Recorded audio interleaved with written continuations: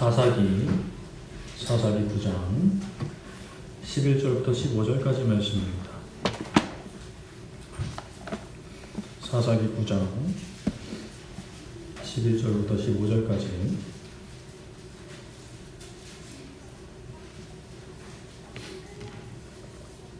사사기 9장 11절부터 15절까지 한 절씩 교독하도록 하겠습니다. 무화과 나무가 그들에게 이르되 나의 단곡과 나의 아름다운 열매를 내가 어찌 버리고 가서 나무들 위에 우쭐 대리요 한지라. 나무들이 포도나무에게 이르되 너는 와서 우리 위에 왕이 되라 하네. 포도나무가 그들에게 이르되 하나님과 사람을 기쁘게 하는 내 포도주를 내가 어찌 버리고 가서 나무들 위에 우쭐 대리요 한지라. 이에 모든 나무가 가시나무에게 이르되 너는 와서 우리 위에 왕이 되라 하네. 가시나무가 나무들에게 이르되 만일 너희가 참으로 내게 기름을 부어 너희 위에 왕으로 삼겠거든 와서 내 그들에 피하라. 그래야지 아니하면 우리 가시나무에서 나와서 레바논의 백향목을 살할 것이니라 하였느니라. 아멘. 네, 오늘은 내가 왕이 될 상인가 라는 제목으로 말씀을 나누고자 합니다. 제가 저랑 눈 좀 마주치고 시작했으면 좋겠습니다. 네, 감사합니다.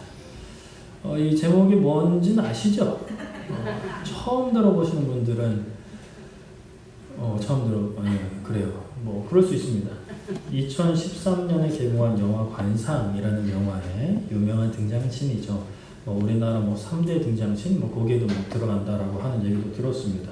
이제 수양대군 역할을 맡았던 배우 이정재가 영화 중후반에 첫 등장하는 장면, 약간 웅장한 음악과 함께 이렇게 늑대를 메고 온 그런 모습으로 이제 등장을 하고 그 관상가한테 하는 말이 바로 관상가 양반, 내가 왕이 될 상인가 이런 식으로 비슷한가요?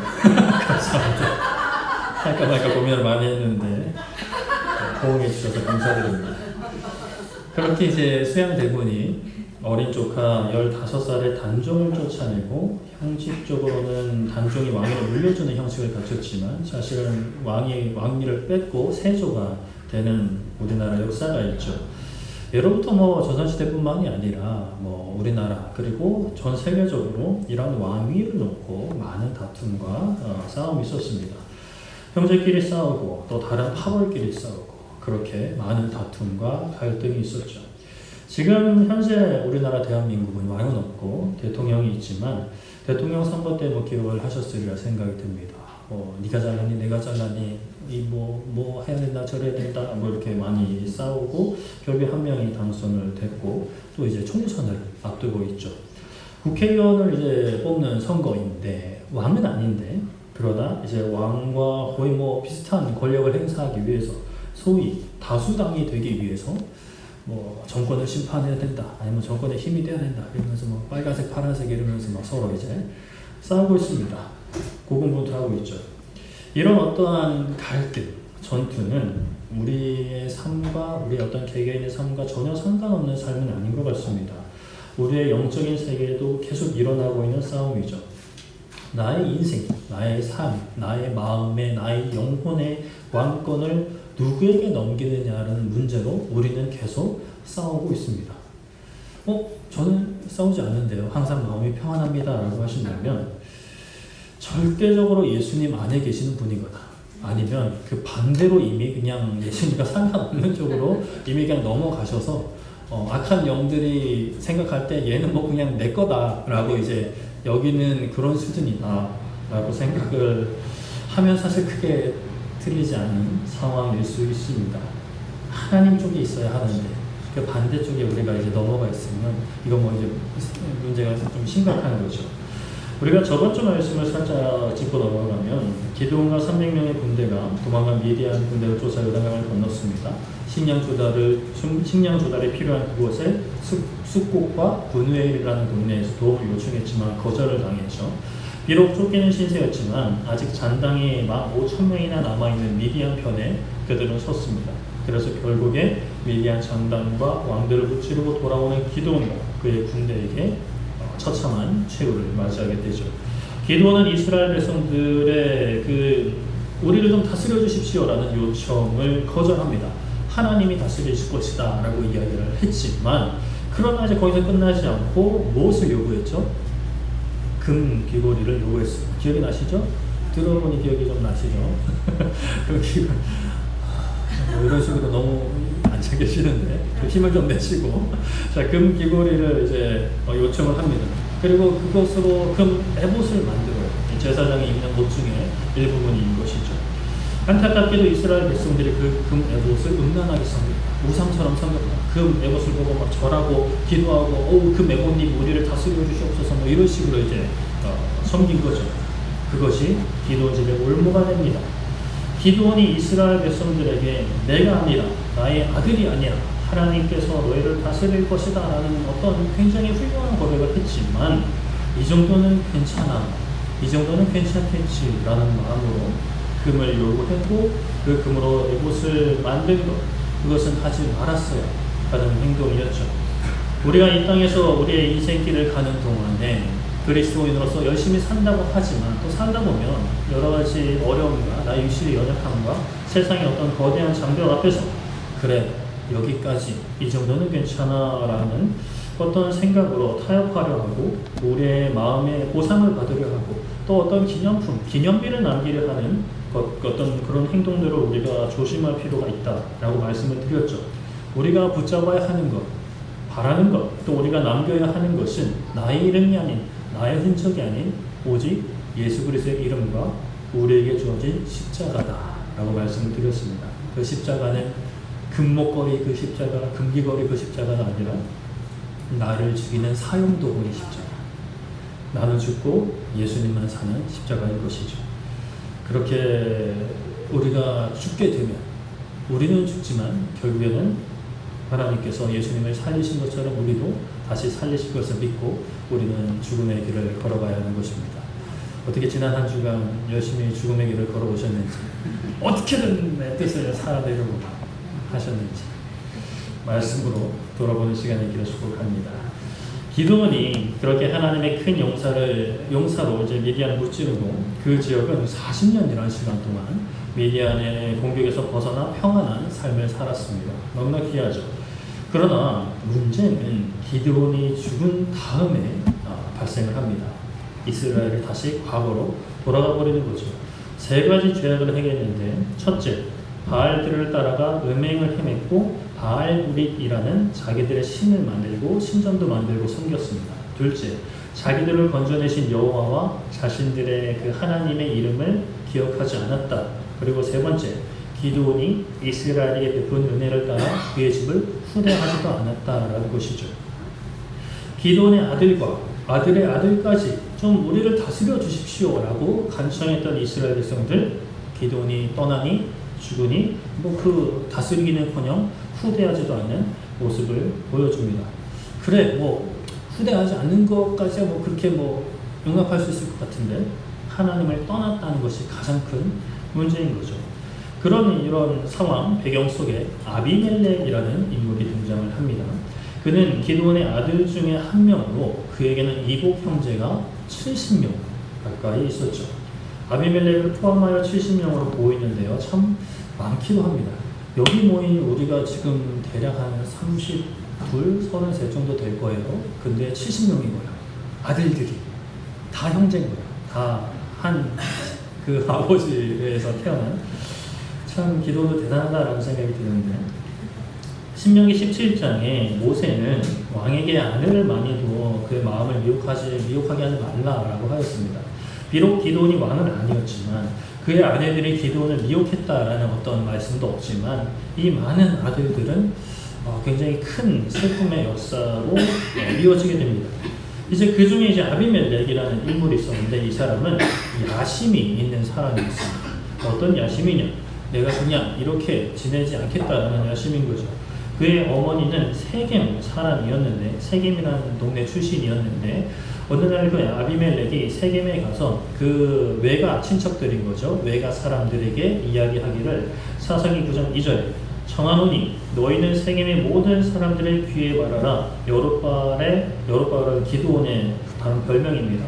기드온의 아들 70명이 다 너희를 다스림과 한 사람이 너희를 다스림이 어느 것이 너에게 나으냐. 또 나는 너희의 고륙임을 너희와 피를 나눈 친척임을 기억하라라고 말을 합니다. 여룻바알 기드온의 다른 이름이죠.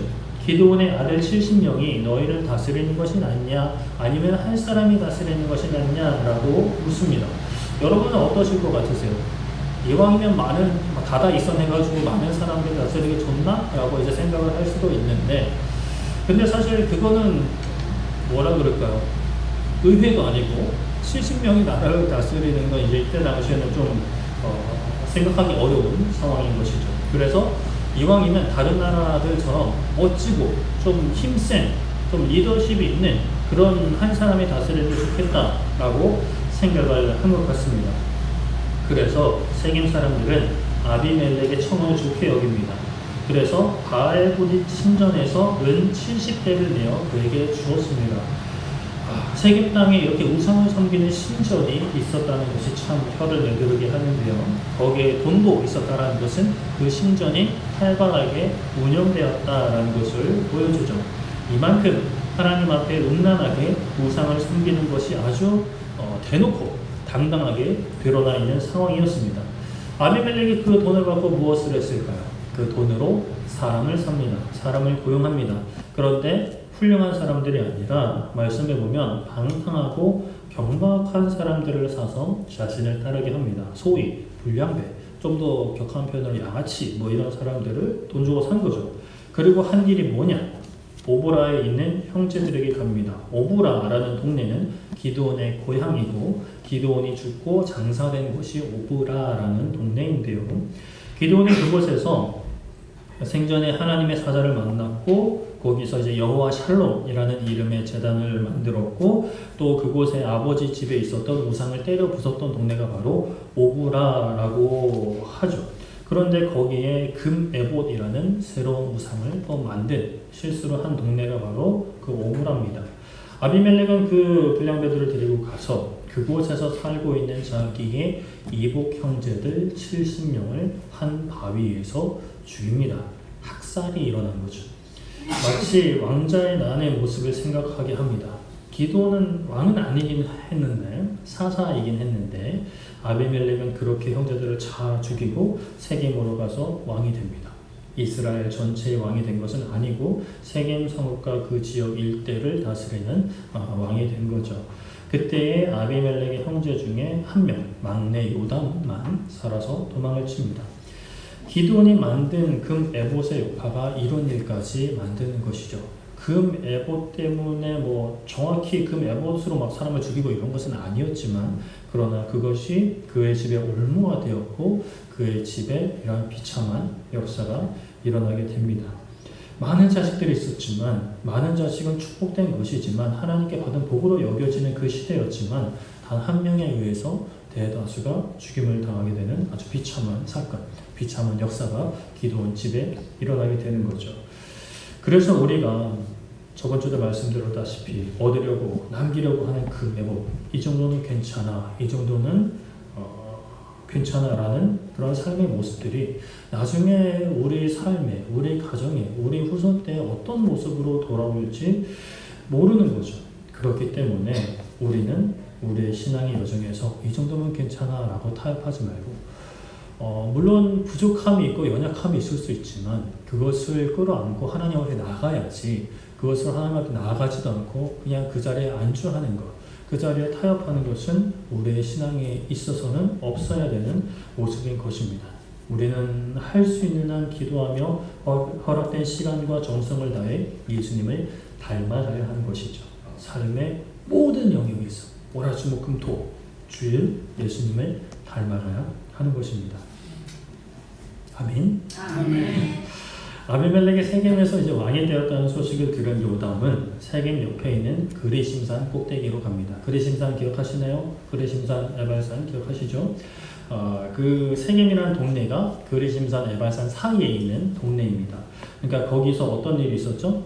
요수아 때 이스라엘 백성들이 양쪽으로 이제 나눠져 가지고 축복과 저주를 선포했던 그 동네입니다. 특히 그리심 산에서는 축복을 선포했는데 이제 요담이 그곳에 가서 그 산에 올라가서 선포하는 말은 축복의 말이 아니었죠. 요담이 그곳에 가서 이제 세겜 사람들이 들릴 정도로 이야기하는데 한 동화 같은 이야기를 시작합니다. 하루는 나무들이 나가서 기름을 부어서 자신을 위해 왕을 삼으려고 감람나무를 찾아갔다라고 합니다. 그리고 감람나무에게 우리 위에 왕이 되라 라고 이제 요청을 하는 거죠. 그러나 감람나무가 거절을 합니다. 나의 기름은, 감람은 이제 올리브거든요. 올리브 기름, 우리가 올리브 우리도 먹잖아요. 그 올리브유는 하나님과 사람을 영화롭게 하나니 내가 어찌 그것을 버리고 가서 나무들 위에 우쭐대리오 라고 거절을 합니다. 그래서 그 다음에 무화과 나무를 찾아가는데 무화과 나무도 거절하며 나의 단 것과, 무화과 열매를 가리키는 것이죠. 나의 단 것과 나의 아름다운 열매를 내가 어찌 버리고 가서 나무들 위에 우쭐대리오 라고 이야기를 합니다. 그러니까 또 이제 빠꾸를 먹고 포도나무한테 가니 포도나무는 하나님과 사람을 기쁘게 하는 내 포도주를 내가 어찌 버리고 가서 나무들 위에 우쭐대리오 라고 대답을 했다라고 이야기합니다. 그렇게 이제 다 거절을 당하고 마지막으로 가시나무에 가는 거죠. 가시나무에게 가서 왕이 되어달라고 이야기하니 사사기 9장 15절에 가시나무가 나무들에게 이르되 만일 너희가 참으로 내게 기름을 부어 너희 위에 왕으로 삼겠거든 와서 내 그늘에 피하라. 그리하지 아니하면 불이 가시나무에서 나와서 레바논의 백향목을 살을 것이니라 라고 가시나무가 이야기를 했다라고 요담이 세겜 사람들한테 이야기하는 거예요. 지금 요담이 이야기하는 것은 아비멜렉을 왕으로 삼은 사람들을 나무에 비유를 한 것이고 왕이 된 아비멜렉을 그 가시나무에 비유를 한 것입니다. 나무들끼리 왕을 삼고자 하는 것 자체가 사실 상징하기 위해서, 비유하기 위해서 이야기한 거지만 사실 우스운 거죠. 나무들이 지들이 왕일 성들을 뭘 할 수 있겠어요. 그냥 그 상황 자체가 우스운 상황인 거예요. 그런 모습인데 정작 그래도 나무들 중에 가치 있는 나무들이 있었단 말이죠. 감람나무, 무화과나무, 포도나무였어요. 사람들에게 유익을 주는 열매를 맺는 그런 나무들이었는데 그런 나무들은 다 거절을 하는 거예요. 내가 할 일이 있다. 나한테 더 중요한 게 있고 더 가치 있는 일이 있다.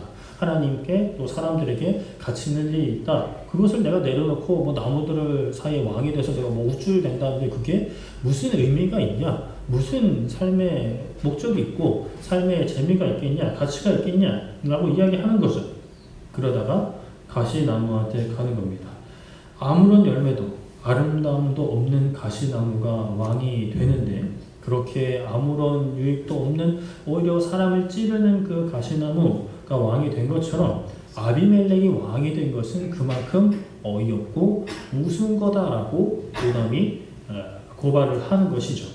그 가시나무는 가시밖에 없으면서 나의 그늘에 너희들이 피하라라고 합니다. 그늘이라고 할 정도면 최소한 침엽수도 좀 풍성한 침엽수 아니면 잎이 넓은 화렵수가 돼야 그늘이 좀 생기지 가시나무에 무슨 그늘이 있겠어요. 물론 그늘이 있기는 있죠. 있기는 있으나 잎이 무성한 나무에 비하면 아무것도 아닙니다. 그런데 내 그늘에 와서 피해라 라고 이렇게 우쭐대는 거죠. 아비멜렉이 왕이 되어서 세겜 사람들을 다스리는 것이 가시나무가 없는 그늘로 다른 나무들을 보호하려는 것과 같고 아비멜렉을 왕으로 삼으려고 하는 세겜 사람들도 그런 가시나무의 그늘에 피하려는 그런 어리석은 모습, 우스운 모습이다라고 요담이 비꼬면서 이제 조롱을 하는 것입니다. 요담은 자신의 아버지 기드온이 이스라엘 백성들을 위해 감당한 일의 결과가 이것이냐라고 하면서 너희들의 친척을 왕으로 삼고자 그의 아들들을 다 죽이게 내버려 두고 종용한 것이, 부추긴 것이, 도와준 것이, 돈을 준 것이 옳으냐라고 요담이 꼬집는 것이죠. 그리고 이러한 모든 일이 진실하고 의로운 일이면 아비멜렉으로 인하여 너희가 기뻐하게 될 거지만 그것이 아니라면 아비멜렉에게서 불이 나와서 가시나무에서 막 불이 나온다고 협박한 것처럼 아비멜렉에게서 불이 나와서 세겜 너희들을 불사르고 세겜에서도 불이 나와서 아비멜렉을 불사를 것이다 라고 둘 다 망할 거다 라고 이제 저주를 합니다. 그리고 요담은 또 이제 힘은 없으니까 도망쳐서 이제 형이 쫓아오지 못하는 곳에 가서 조용히 삽니다. 아비멜렉과 세겜 사람들의 이런 행동은 당연히 하나님께서 보시기에 기뻐하는 행동이 아니었죠. 사사기 9장 23절에 하나님께서 아비멜렉과 세겜 사람들 모두에게 악한 영을 보내사 그들의 사이가 멀어지게 하십니다. 결국 아비멜렉은 세겜 사람들을 죽이기 이르고 아비멜렉은 세겜 근처 한 망대에 가서 그것을 이제 불태우려고 가까이 갔다가 한 여인이 던진 맷돌에 머리가 맞아서 머리가 깨져버려요. 그래서 이제 죽을 상황이 됐는데 여인에게 죽는 것은 그 당시 치욕적인 일이었기 때문에 옆에 있던 자기 군사한테 자기를 죽이라고 이야기를 합니다. 그러나 결국 여자한테 죽은 거죠. 비참한 최후를 맞이하게 되고 세겜 사람들도 아비멜렉이 쳐서 이제 다 죽여버립니다. 그리고 나서 아비멜렉이 죽은 거죠. 이 모든 것은 하나님께서 갚으신 것입니다. 사사기 9장 56절 57절에 아비멜렉이 그의 형제 70명을 죽여 자기 아버지에게 행한 악행을 하나님이 이같이 갚으셨고 또 세겜 사람들의 모든 악행을 하나님이 그들의 머리에 갚으셨으니 여룹바알의 아들 요담의 기드온의 아들 요담의 저주가 그들에게 응하니라 라고 말씀을 합니다. 하나님께서 다스리시고 다스려야 하는 그 땅에 그릇된 왕을 세우고 그릇된 왕이 되었던 아비멜렉과 세겜 사람들의 그 악행을 하나님께서 절대 잊지 않으시고 그것을 다 갚으신 거죠. 오늘날 우리의 삶에 아비멜렉이 행한 그 잔혹한 행동이 일어나지 않을 것이라고 남의 일이라고 생각을 할 수 있죠. 형제를 내가 좀 잘 나가려고 형제를 죽이는 것, 형제의 것을 빼앗는 것 쉽게 일어나지는 않을 것 같습니다. 그러나 우리도 크게 다르지 않을 수 있다라는 것을 우리가 항상 조심을 해야 되는데 예수님 시대 때도 이런 모습이 있었어요. 왕으로 세우지 말아야 할 모습들을 왕으로 세우고자 진짜 왕이 아니라 가짜 왕, 그릇된 왕을 세우고자 마땅히 살려두어야 할 경건과 거룩함과 정결함과 하나님에 대한 바른 지식을 없애버리는 경우가 있었다. 오늘이 무슨 주일이죠? 종려주일입니다. 종려주일이 뭔지는 다들 아시죠?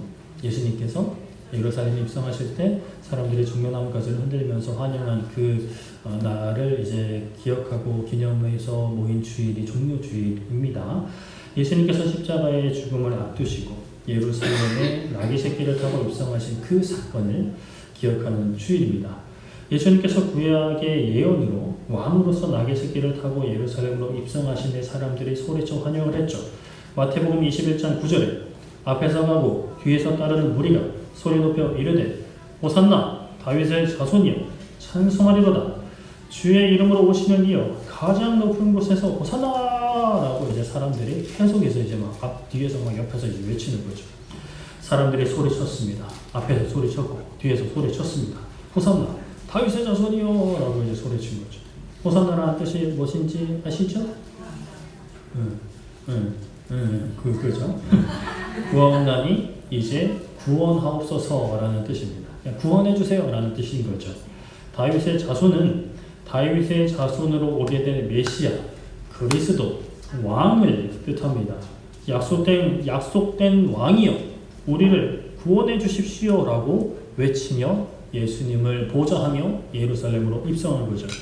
그 사람들은 많은 유대인들은 예수님을 왕으로 여겼습니다. 실제로 예수님은 이 땅에 왕으로 오셨죠.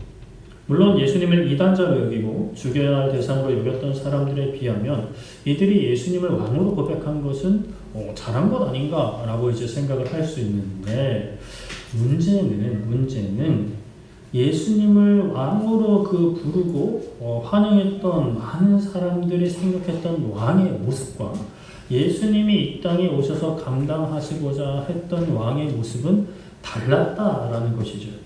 사람들이 구원해 주십시오라고 했던 것은 왕이신 예수님께 요청했던 그것은 자신들의 구원, 정치적인 구원, 국가적인 구원이었습니다. 로마 제국으로부터 벗어나 옛 이스라엘의 영광을 회복하는 구원이었던 것이죠. 그러나 예수님께서 행하고자 하셨던 왕의 사역, 걸어가셔야 했던 그 왕의 길은 그것이 아니라 섬김의 길, 죽음의 길이었고 우리의 죄를 구원하사 타락 이전에 사람들이 누렸던 하나님과의 교제, 이제는 예수님이라는 중보자를 통해서 더욱더 온전히 두려움 없이 하나님께 나아가는 그 영광의 회복, 생명의 회복의 길이었던 것입니다.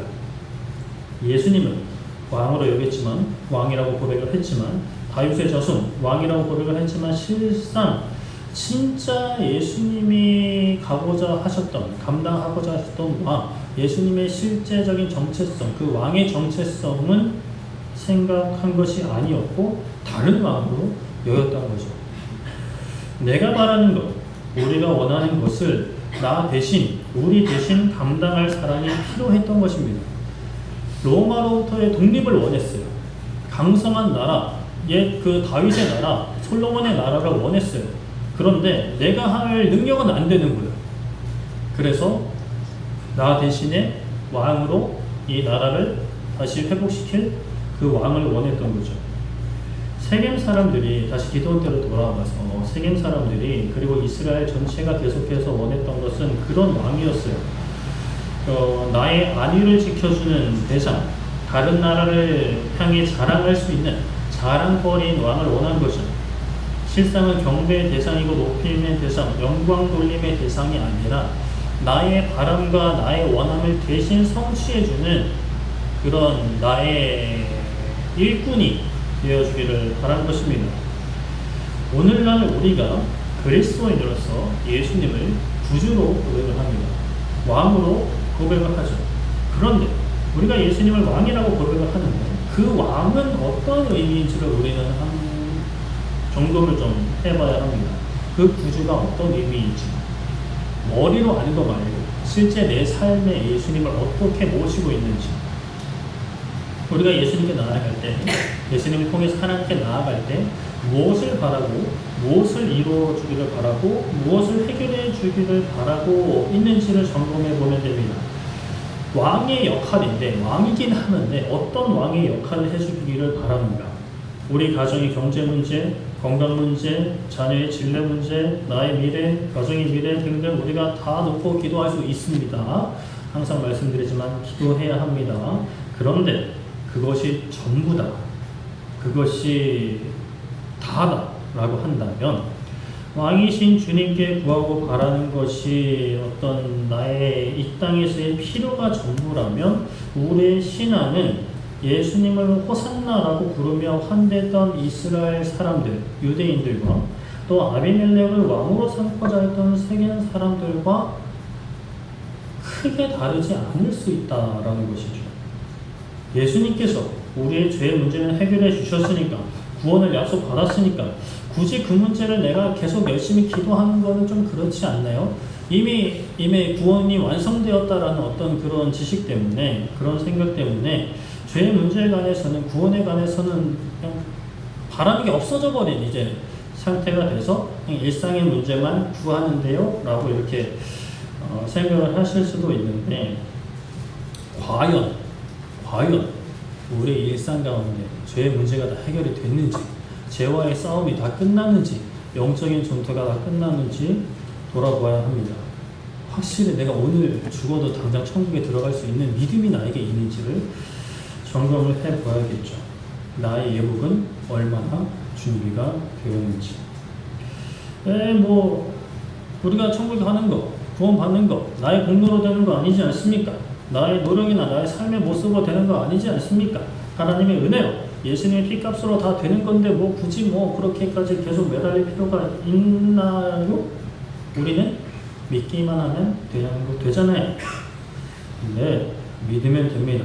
믿기만 하면 됩니다. 그런데 우리가 진짜 믿으며 살고 있는가?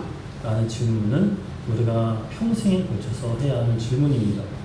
모든 상황 속에서 그 믿음으로 흔들리지 않고 감사하며 인내하며 즐거워하고 예수님을 전하며 예수님을 닮아가며 예수님처럼 우리가 살고 있는가? 월요일, 화요일, 수요일, 목요일, 금요일, 토요일, 직장이든 사업장이든 가정이든 친구들과의 만남이든 집에서든 내가 진실로 예수님을 따라가는 그리스도의 제자로서 왕으로 예수님을 섬기는 그의 백성으로, 그의 신하로, 그의 일꾼으로, 군사로서 온 몸과 마음 다해 살고 있는가? 적당히 이 정도면 괜찮아, 이 정도면 훌륭해, 다른 사람 보니까 뭐 이것도 못하던데 라고 타협하고 안주하며 다들 그렇게 사니까 그런 생각으로 신앙의 발전이나 예수님을 닮아가는 순종의 헌신의 모습은 사라져버린 그러한 모습으로 우리가 살고 있지는 않은지요. 그 수양대군 이야기를 다시 좀 짚고 넘어가면 수양대군이 그 계유정난이라는 그 사건으로 자신의 편에 있지 않던 김종서와 황보인이라는 인물을 철퇴로 격살하고 단종을 왕으로 모시는 영의정 자리에 올랐습니다. 그러니까 왕 다음으로 제일 높은 신하에 수양대군이 올라간 거예요. 그런데 그때 왕이 단종이었습니다. 왕은 단종이고 영의정이 수양대군이었어요. 그러면 왕은 누굽니까? 어려운 거 물어봐주세요. 왕이 누구예요? 단종이죠. 단종인데 실제 나라를 왕처럼 좌지우지하는 인물은 누구예요? 수양대군인 거죠. 왕은 단종이지만 왕이 영의정한테 묻고 영의정 말대로 하고 뭐 왕이 좀 이거 하려고 그러면 영의정이 막 인상 쓰고 있으면 못하고 영의정이 웃고 있으면 하는 그런 형국인 거죠. 그럼 대체 누가 왕이냔 말이에요. 왕의 자리에는 단종이 올라가 있지만 실제 왕은 수양대군인 거예요. 우리가 예수님을 왕으로 모십니다. 왕으로 고백을 해요. 그런데 예수님은 뭐 이거저거 해라. 서로 사랑해라. 용서해라. 복음 전해라. 뭐 이렇게 해요. 나의 시간과 물질과 능력 모든 것 헌신해요. 헌신하여 교회를 세우고 복음을 전하라고 말씀을 하는데 그런데 예수님 그건 좀 힘들 것 같은데요. 인상 쓰면서 그건 좀 아닌 것 같은데요. 그것보다는 이렇게 하는 게 좋을 것 같은데요. 다른 사람들 다 이렇게 사는데요. 라고 왕이 이야기하는데 듣는 둥 마는 둥 하더라. 듣기는 열심히 들어. 듣기는 열심히 듣고 근데 막상 가면 그냥 내 맘대로 해. 그러면 대체 누가 왕인가? 라는 질문이죠. 그렇게 어린 단종은 3년 만에 물러납니다. 어차피 뭐 허수아비 왕이고 숙부가 지 맘대로 하니까 그 수양대군이 지 맘대로 하니까 내가 뭐 여기 있어서 뭐 하겠냐 라는 생각으로 그냥 마음 편히 살자고 어차피 뺏길 거 이미 넘어간 거 그냥 내 손으로 넘기고 나가자라고 하고 물러가고 가택연금이나 다를 바 없는 삶을 살아갑니다. 단종은 힘이 없었어요. 수양대군이 워낙 이제 나이도 많고 또 세력도 워낙 강하니까 이미 그리고 그 반대파들은 이미 뭐 다 없애버렸으니까. 그런데 예수님은 아니라는 거죠.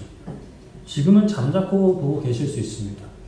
오늘날의 한국교회와 모든 그리스도인들 또 우리 교회와 우리의 삶을 그냥 잠자코 보고 계실 수 있어요.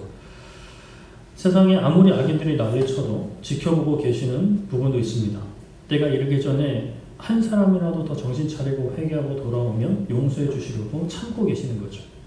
그런데 마지막 때가 되면 저항할 수 없는 힘으로 모든 것을 굴복시키실 것입니다. 우리가 진실로 예수님을 왕으로 모시고 있는가? 그래도 이 시간 여기에 계신 분들은 그래도 이 황금 같은 주말 이 시간에 오늘 뭐 낮 기온 20도까지 올라간다던데 포근한 날씨잖아요. 여행 가기 딱 좋은, 나들이 가기 딱 좋은. 그러나 나들이 가면 사람이 미어 터지는 곳에서 고생할 것 같은데 그런 이렇게 황금 같은 주말에 이 시간 이 자리에 나와 계신 것은 나름 많은 포기와 희생 아니면 뭐 습관적으로 나오실 수도 있겠지만 그래도 어떤 적지 않은 포기와 희생일 거라고 이겠죠. 저도 뭐 동의를 합니다. 그런데 이게 전부다.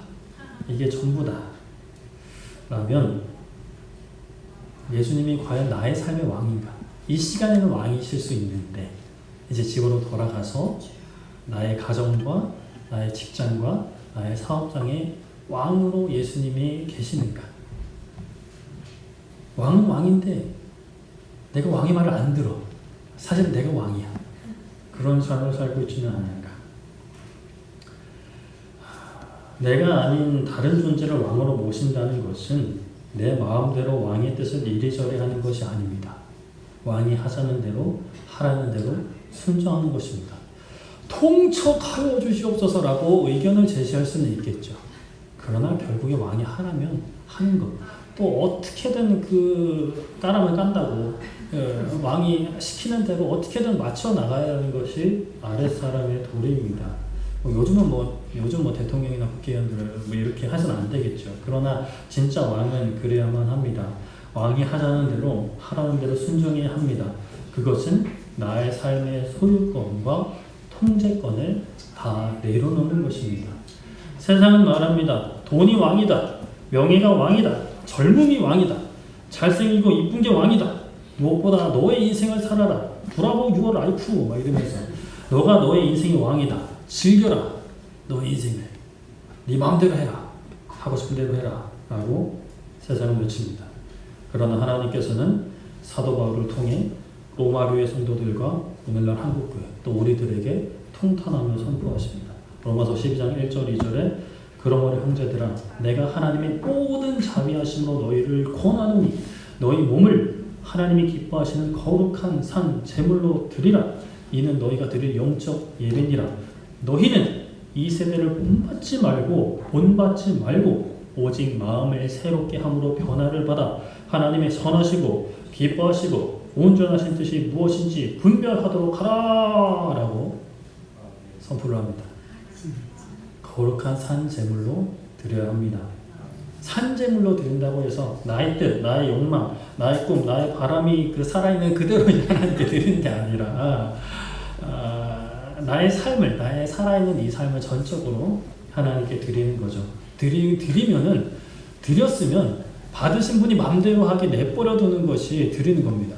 드리고 나서 그건 아닌 것 같은데 이러는 거는 아직 안 드린 거예요. 아직 내 손 안에 있고 내 소유권을 내가 주장하고 있는 거예요.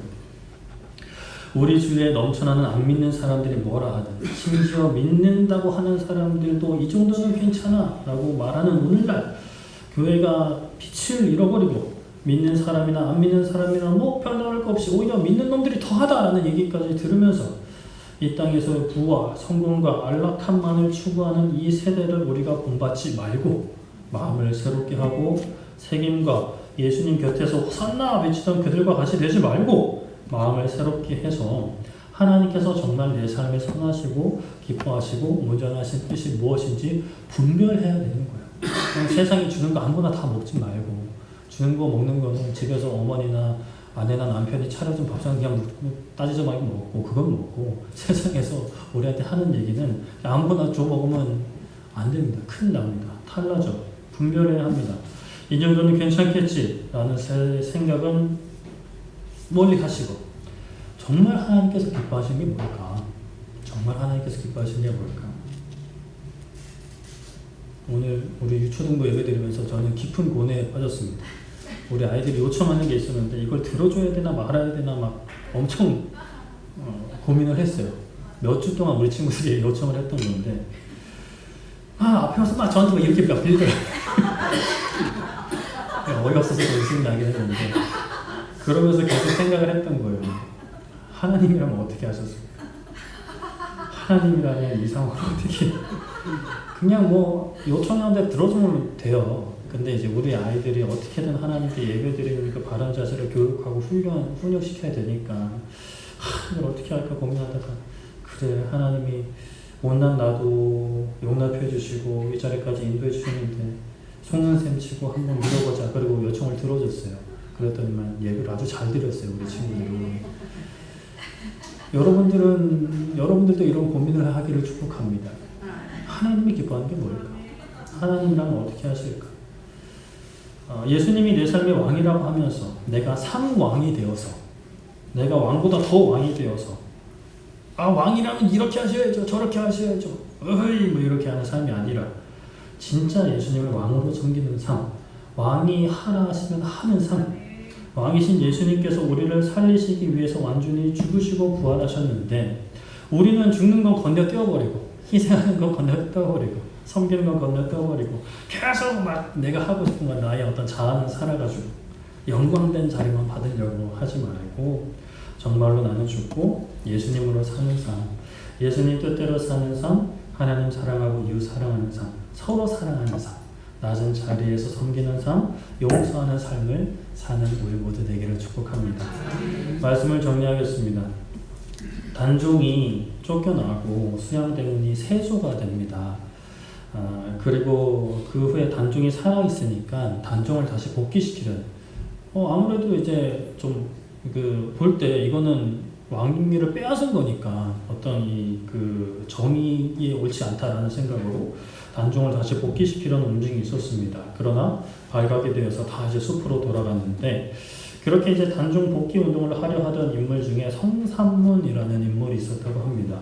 그 세조가 수양대군이 성삼문을 신문하면서 너는 왜 나를 배반하는가? 라고 물었다라고 합니다. 그러자 성삼문이 이렇게 답을 했다라고 하는데요. 옛 임금을 복위하려 함이라. 천하에 누가 자기 임금을 사랑하지 않는 자가 있는가? 어찌 이를 모반이라 말하는가? 나 성삼문이 이 일을 하는 것은 하늘에 두 해가 없고 백성은 두 임금이 없기 때문이라 라고 말을 했답니다.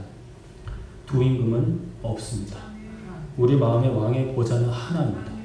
예수님 한 자리 주고 나도 옆에서 한 자리 차지하고 예수님 계속 이렇게 하는 거는 예수님을 마음으로 모시는 게 아닌 거죠. 하나님이 거기 계시든지 예수님이 거기 계시든지 아니면 내가 있든지 세상이 있든지 둘 중에 하나입니다. 우리 모두는 하나님만을 왕으로 모셔야 합니다. 그런데 왕으로 모시기는 하는데 왕 맞는데요. 예수 우리 왕이여 이곳에 오셔서 우리가 왕을 드리는 찬양을 받아주소서 라고 하는데, 세겜 사람들처럼 예수님께 호산나 외쳤던 사람들처럼 나의 안위와 부유한 삶을 위해 내가 바라는 것을 이루어 줘야만 하는 존재로 여겼다가는 이게 신앙이 힘들어지는 거죠. 하나님이 질질 끌려다니시진 않거든요. 물론 하나님께서 이 땅에 우리의 다양한 필요를 아십니다. 필요를 채우십니다. 하늘에 새도 먹이시고 들풀도 입히시는 하나님께서 우리의 모든 필요를 아시고 채워주십니다. 그러나 왕께서 행하신 가장 큰 일은 우리를 죄에서 구원하시고 하나님 자녀 삼아 주신 것입니다. 그리고 우리에게 새 생명을 주시고 그 새 생명에 합당하게 살라고 하셨습니다. 그리고 그 새 생명을 아직 얻지 못한 이들에게 전하라 하셨고, 그들도 새 생명 안에 살아갈 수 있도록 그들에게 전하고 세례 베풀고 제자로 삼아 가르치고 교육하라고 하셨습니다. 그게 왕의 뜻이죠. 우리의 삶을 향한 왕의 뜻인 것입니다. 그 뜻에 순종하는, 그 뜻에 합당하게 우리의 삶을 전부 드릴 수 있는 우리 모두 되기를 축복합니다. 내 삶의 주인은 내가 아닙니다. 내 삶의 왕은 내가 아닙니다. 그 믿음을 가지고 또 그 왕께 나아가면 우리의 필요를 채워주시고 우리의 인생을 책임져 주신다는 믿음까지 가지고, 우리는 지금 죽지만 다시 이렇게 세우실, 영광 베푸실 그 말씀을 붙잡고 믿음을 가지고 나아가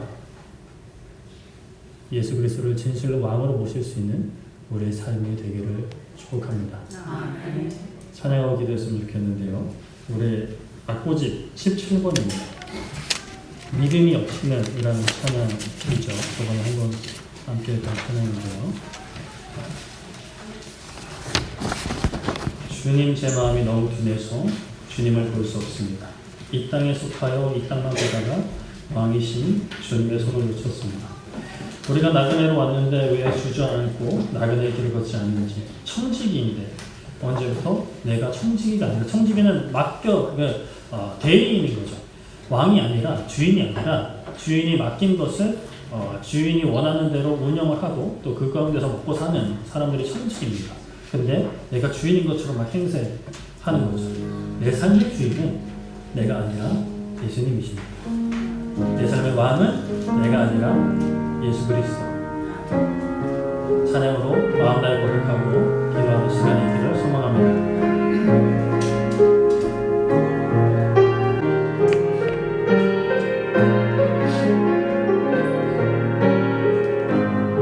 주님 제 마음이 너무 둔해서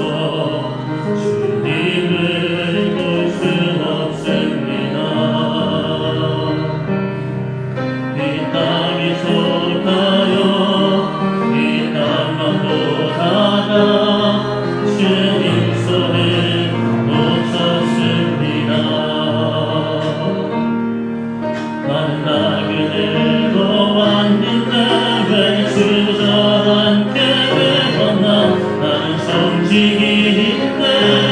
언제부터 내 삶에 주인이 되어버렸나.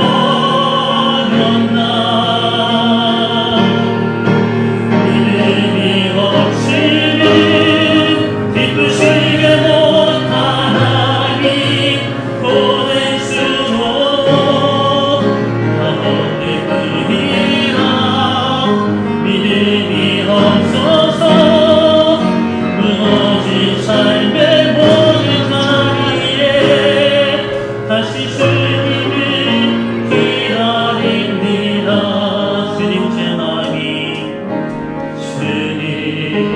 마음이 너무 흔해서 주님을 볼 수 없습니다. 이 땅이 좋다요.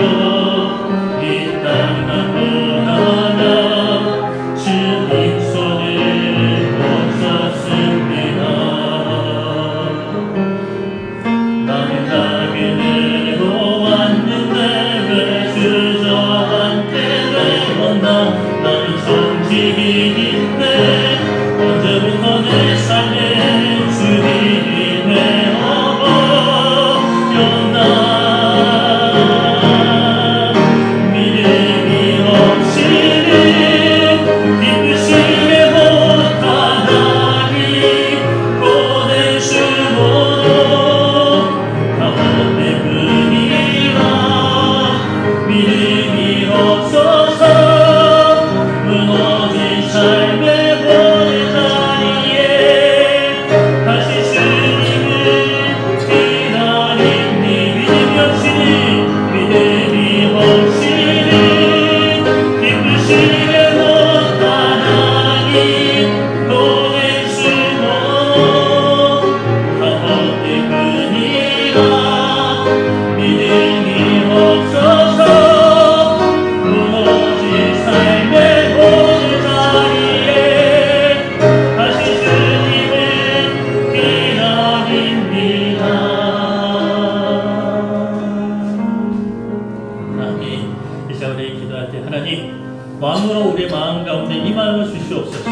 왕으로 모신다고 했지만 내가 원하는 왕이기를 바라고, 내가 원하는 왕의 모습이 아니고 내가 원하는 왕의 응답이 아니면 불평하고 불만하고 좌절하고 시험에 빠지는 아버지 그런 신앙에 머물러 있지 않고 아버지 하나님 진실로 왕이신 아버지 하나님 예수님의 뜻을 구하며 그 뜻에 순종할 수 있는 그 뜻에 맞춰서 나아가 믿음으로 승리하는 진실로 예수 그리스도를 왕으로 삼는 주의 백성이 되게 하여 주시옵소서. 그리스도의 군사가 되게 하여 주시옵소서. 주여 외치고 기도하도록 하겠습니다.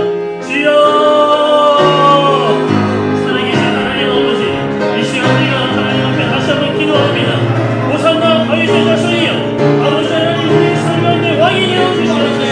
아버지 하나님 예수 그리스도를 왕으로 모신다고 하면서 아버지 하나님 그 왕을 내가 좌지우지하려고 하고 내 마음대로 되지 않고 내 뜻대로 응답해주시지 않는 예수 그리스도께 아버지 하나님께 불평하고 좌절하고 대응하는 시간들에서 이제는 벗어나 진실로 왕으로 예수 그리스도를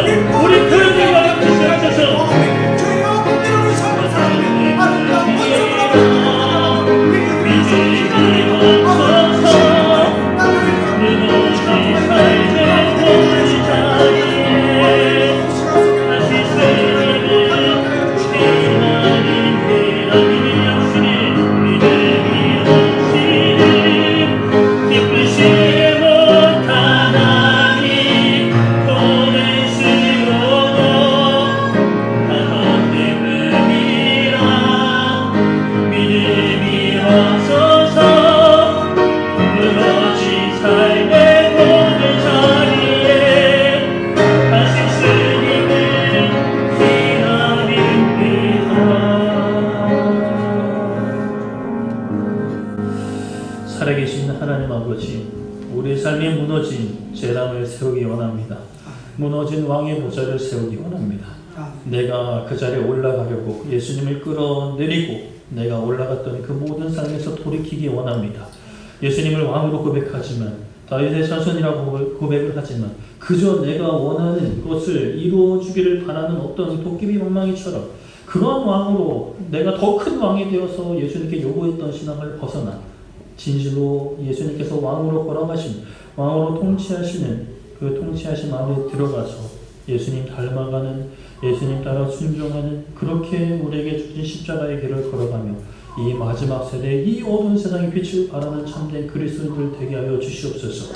믿음의 가정 되게 하여 주시옵소서. 참된 교회 되게 하여 주시옵소서. 청지기의 신분을 잊지 않게 하여 주시고 내가 내 삶의 주인이 되는 것이 아니라 오직 예수 그리스도를 주인 삼는 참된 복된 길을 걷게 하여 주시옵소서. 감사드리며 예수님의 이름으로 기도드립니다. 아멘.